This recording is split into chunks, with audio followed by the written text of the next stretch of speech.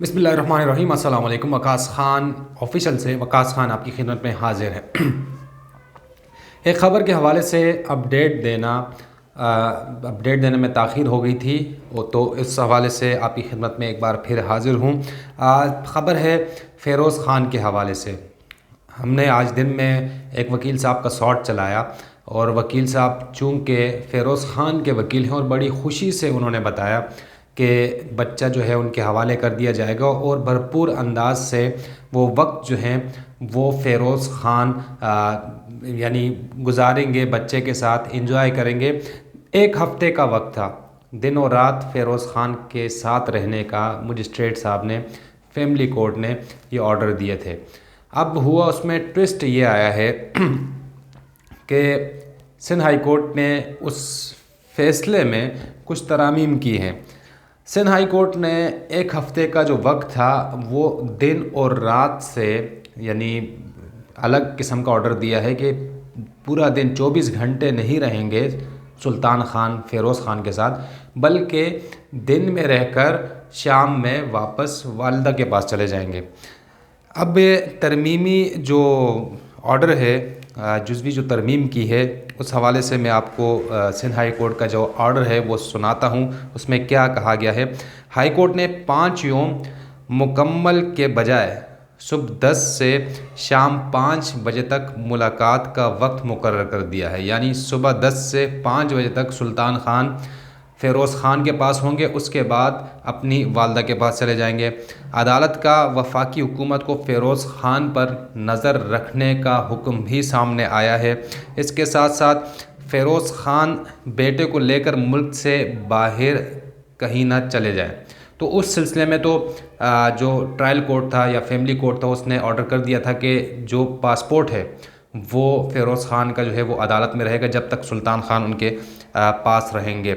इसके साथ साथ फ़ेरोज़ ख़ान का जो उनके बेटे हैं, फ़र्जंद हैं सुल्तान, उनकी उम्र महज 3 साल है, वो माँ के बिना नहीं रह सकते। ये अदालत का हुक्म है, इसलिए उनको माँ की ज़रूरत पड़ेगी। तो अदालत ने ये वक्त मुकर्रर कर दिया कि दिन के इन औकात में सुल्तान जो हैं वो फ़ेरोज़ ख़ान के पास रहेंगे, फिर शाम के वक्त उनको माँ के पास वापस ले जाया जाएगा।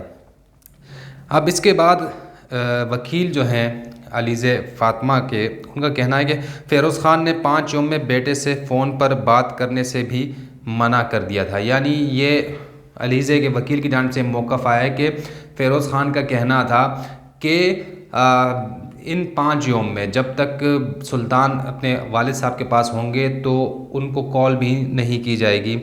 साथ ही साथ मातहत अदालत ने फ़ेरोज़ ख़ान के बेटे सुल्तान की कस्टडी 5 योम के लिए फ़ेरोज़ ख़ान के हवाले करने का हुक्म दिया था। इसके साथ साथ 50,000 रुपये माहाना सुल्तान के लिए और 30,000 रुपये उनकी बेटी फ़ातिमा के लिए अदालत की जानिब से मुकर्रर कर दी गई है।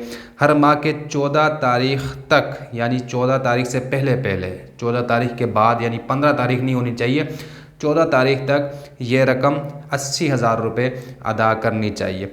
अच्छा, इस सिलसिले में हमने जब फ़ेरोज़ ख़ान के वकील से बात की तो उनका ये कहना था कि हर वालिद चाहता है कि उनकी औलाद को अच्छी चीज़ मिले, अच्छा माहौल मिले, अच्छे स्कूल मिले और जो दुनिया की आसाइशें हैं वो उनको मिलती रहें। अदालत की जानिब से उनका ये कहना था कि हम कोशिश कर रहे थे कम से कम रकम जो है उन पर यानी अदालत आयद करे जो देनी है अखराजात की मद में। उसके अलावा फ़ेरोज़ ख़ान ज़ाहिर अपनी औलाद के साथ करते रहेंगे। बच्चे चूँकि छोटे हैं, माँ बाप के साथ दोनों माँ बाप होते हैं तो फिर तो ठीक था, लेकिन माँ अलग बाप अलग, तो इस सिलसिले में अदालत भी ज़रा नरमी का गोशा वालदा की तरफ करती हैं हर केस में, क्योंकि बाप के बिना फिर भी बच्चे बड़े हो जाते हैं लेकिन माँ के बिना नहीं हो सकते। तो यही वजह है कि थोड़ी नरमी बरती गई है। इसके साथ साथ एक फ़ेरोज़ ख़ान के लिए खुशी की ख़बर के बाद एकदम अगले ही रोज़ ये एक बड़ा यानी अफसोसनाक ख़बर सामने आई है, क्योंकि इस खुशी को न सिर्फ फ़ेरोज़ ख़ान इंजॉय कर रहे थे बल्कि उनके वकला भी बढ़ चढ़ के ये इस बात का तस्करा कर रहे थे कि हमारी बहुत बड़ी कामयाबी है और हमें बच्चा जो है 5 योम के लिए मिल गया है। और वकील साहब ने उनकी ये बात भी बताई आज कि ये बताना है कि बाप या माँ औलाद के बग़ैर कैसे रह सकते हैं।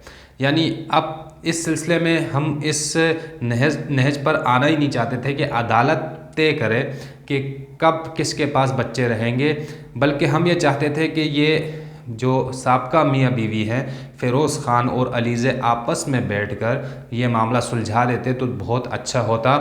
एक तरह से वकील साहब का ये कहना था कि एक मैसेज है कि कैसे औलाद के बग़ैर फ़िरोज़ ख़ान ये वक्त गुजार रहे थे। अब अलीज़े को भी पता चलेगा कि बेटे के बिना वो कैसे वक्त गुजारती है। तहम ये एक कानूनी अमल है, कानूनी कार्रवाई है। ज़ाहिर सी बात है हम बहुत से मुकदमात में देख रहे हैं, जैसे कि ज़हीर केस है, उसमें भी एक दिन एक ऑर्डर आता है एक अदालत से, दूसरे अदालत में कुछ और ऑर्डर आते हैं। तो ये एक जब तक मुकम्मल तौर पर मुकदमात ख़त्म नहीं हो जाते तब तक वकला के पास भी मौक़े होते हैं, ट्रायल कोर्ट से हाई कोर्ट से सुप्रीम कोर्ट। तो ये मुख्तलिफ जो सीढ़ियाँ हैं ये चढ़ते रहते हैं और उसके बाद ही हतमी नताइज जो है वो सामने आएंगे। लेकिन अभी तक ना ही ज़हीर केस में कोई हतमी शक्ल ज़हीर केस इख्तियार कर चुका और ना ही ये फ़िरोज़ ख़ान वाला केस कोई हतमी शक्ल इख्तियार कर चुका।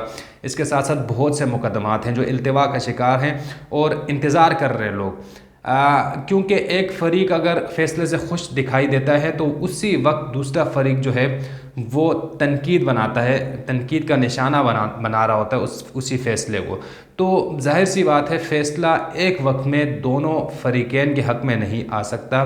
एक फ़रीक को अगर उससे खुशी होगी तो ज़ाहिर सी बात है दूसरा फ़रीक उसमें गमज़दा ज़रूर होगा। लेकिन लचक का मुज़ाहरा अगर दिखाया जाए फ़रीक़ैन की जानिब से, दोनों तरफ से, या दरमियानी कोई रास्ता इख्तियार किया जाए तो बहुत कुछ गंवाने से पहले आपके हाथ में कुछ न कुछ आ जाता है। लेकिन जिस नहज पर ये मुकदमात हम देख रहे हैं शुरू से लेकर अब तक, उस नहज पर जाकर वापसी का कोई रास्ता फिर दिखाई नहीं देता।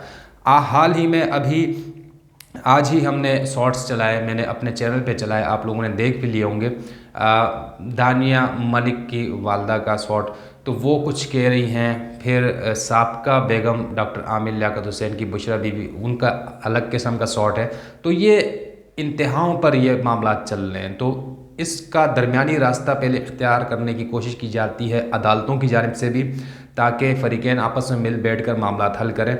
लेकिन जब वो हल नहीं होते तो फिर जो इल्ज़ामात होते हैं उन इल्ज़ामात और वो जो अदालत में चीज़ें पेश की जाती हैं और इंतहाई पीक पर जाने के बाद अदालत इस नतीजे पर पहुंचती है कि कौन इस मामले में गलत था, कौन सही था, कानून किसने तोड़ा, कहाँ पर गफलतें हुई, किस तरह से इस केस को प्रोसिक्यूट किया गया। तो उन तमाम तर चीज़ों को मद्देनज़र रखते हुए अदालत फिर फ़ैसला सुनाती है और उस फ़ैसले को ट्रायल कोर्ट के सुनाने के बाद हाई कोर्ट का दरवाज़ा खुला रहता है। हाई कोर्ट में भी अगर मुतमईन ना हो कोई फ़रीक तो सुप्रीम कोर्ट आखिरी दरवाज़ा होता है, वहाँ से जो फ़ैसला आता है वो हतमी फ़ैसला होता है। लिहाजा उम्मीद करते हैं कि ये जो मुकदमात हैं ये बहुत जल्द हतमी मराहिल में दाखिल हों और तमाम फ़रीक़ैन तो खुश नहीं हो सकते, लेकिन बिलाखिर कानून का बोल बाला हो और अल्लाह करे कि सब जो हैं वो अपने अपने हिसाब से मामलात को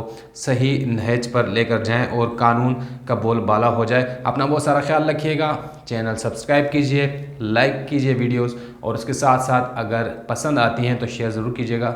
अल्लाह हाफ़िज़।